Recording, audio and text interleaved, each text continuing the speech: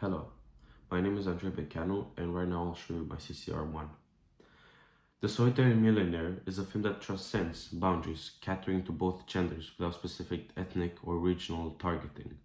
With its 18 plus rating, it delves into the depths of horror, appealing to audiences across Europe and America, regardless of the social economic status. While conforming to the horror genre with its eerie settings and lighting to similar classic haunted houses movies, the film distinguishes itself through its subtlety and mystery. Unlike many mainstream horror films that lay their intention bare, The Solitary Millionaire maintains an enigmatic charm, drawing viewers into a hidden world of suspense and intrigue. I didn't choose to meet all the software conventions, but I chose some of them because I wanted to come up with some original ideas, along with some of the existing software conventions. It allowed me to be more creative and maybe offer some new things. Most horror movies start with a backstory, but I chose to dive right into that story, maybe to show later the movie and the backstory of it.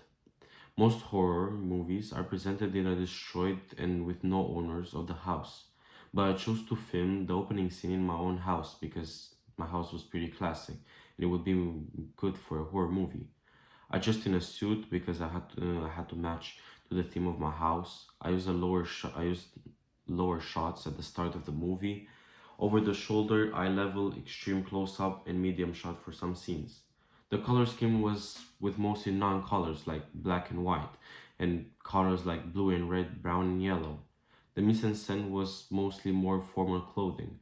The audience would be mostly people that enjoy horror movies, including jump scares and other terrifying effects. There are other films as well, but sometimes they differ from the camera angles, the way some characters talk or dress. I chose this plot because I'm a really big fan of horror movies and I took some ideas from the movies that I have watched in the past. The genre being horror, mostly target market would be teenagers or young adults because middle-aged people or elderly people don't really enjoy this type of content or genre for movies. Most movies are presented only American audience, but never other movies don't have any American cast, which shows some kind of holdback towards other ethnicities. Over reliance on jump scares. Many modern horror movies rely on heavily jump scares rather than building a genuine tension and atmosphere. This can lead to a lack of originality and depth of in storytelling. Formulaic plots, there's a tendency for horror films to follow predictable formulas, such as haunted house, slasher tropes. This can make the genre feel stale and repetitive. Excessive gore and violence, while horror often involves elements of gore and violence, some films can go overboard, prioritizing shock value over storytelling and character development.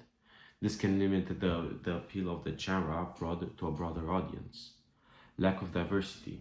Historically, the horror genre has been criticized for lack of diversity, both in terms of characters represented on the screen and the filmmakers behind the scenes. Efforts to address this issue are ongoing, but progress has been slow.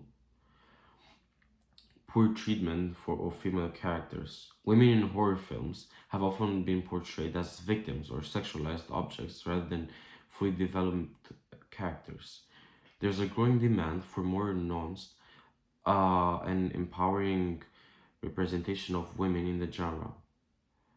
I met some of the conventions and rejected some of them, begin to create something more original in this scene. I encoded the various symbols as visual cues of the genre. Classical house with low amounts of lighting, ominous sounds, and a sense of impending danger. These elements are intentionally crafted to evoke fear and suspense. The sound design and narrative pacing that the encode messages are transmitted to the audience. The use of low lighting, sound effects, and the protagonist's fearful demeanor effectively convey the intended mood and atmosphere on the scene, ensuring that the viewers are immersed in the horror experience.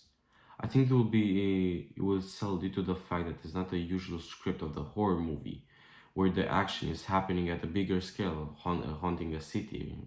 For me, it was just a house, meaning it will be a special focus on the house. It will be easier to understand because I wanted to make the setting look more like a horror movie with less lighting and color colors, like blue.